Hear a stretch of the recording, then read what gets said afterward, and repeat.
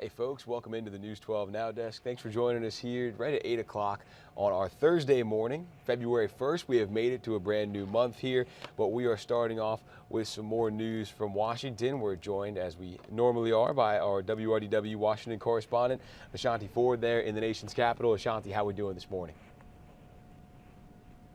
I'm doing great. Hey, thank you for having me this morning. Absolutely. So let's get right into the news here. We had a lot of social media execs on Capitol Hill yesterday. A group of them were getting grilled by Congress about the risks that their apps, that their websites pose to children.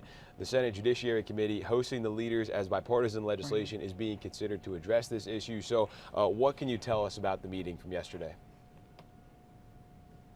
So, I actually listened in on a good portion of that hearing. One mother who was in attendance, I was shocked by this, said her 15-year-old son died after trying a social media trend that encouraged people to choke themselves. Tech CEO Mark Zuckerberg was in the hot seat for this and several other incidents. At one point, a member of Congress actually said the blood of these kids is on his hands for allowing these trends to play out on social media platforms. Another member said Zuckerberg should be financially responsible for what these families have gone through. So the hearing was really focused on digital safety, and while the CEO of these platforms didn't agree to financially compensate these families, he did stand up and address them with an apology.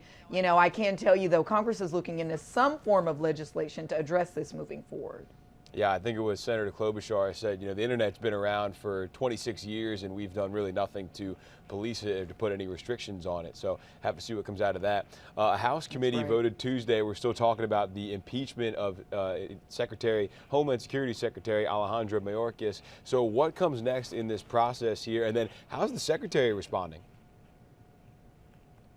Sure. So we know Republicans in the House want to push this forward, and they voted to do so, but it still needs to be brought to a floor vote. So after 15 hours of debating, which, by the way, that started on Tuesday, Republicans are very united in moving this impeachment forward. Again, Mayorkas will be the first cabinet secretary to be impeached if it does go through in 150 years. So right now he has a lot of support from Democrats who say Republicans are potentially just looking for somewhere to place the blame so that they don't have to, address immigration laws, which could potentially fix border issues long term.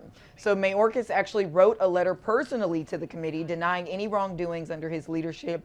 He cited border enforcement statistics and direct actions that he took under his role. So I can say if he is impeached, Mayorkas would most likely be acquitted of charges in a trial because it's a Democratic-controlled Senate. But House Speaker Mike Johnson, all the same, and several others do want to continue in this process. So the next step would be a floor vote.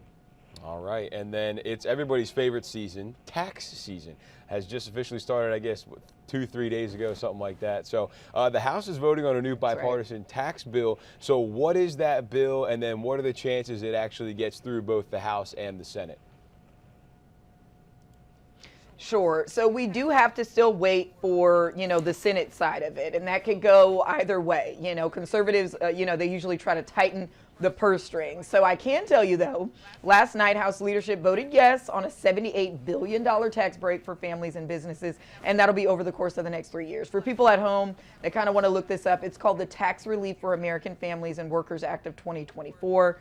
The tax credit is set to provide relief for low-income families specifically and kind of make it easier for them to qualify for child tax credits. Some of those numbers there, it would be increased, this child tax credit, $1,600 to $1,800 in 2023. In 2024, that credit would be increased to $1,900, and then in 2025, the child tax credit would be around $2,000. So some good news there for families. In terms of business owners, they can be on the lookout for several tax cuts and deductions if this bill moves forward and passes through the Senate as well. So some potentially good news there.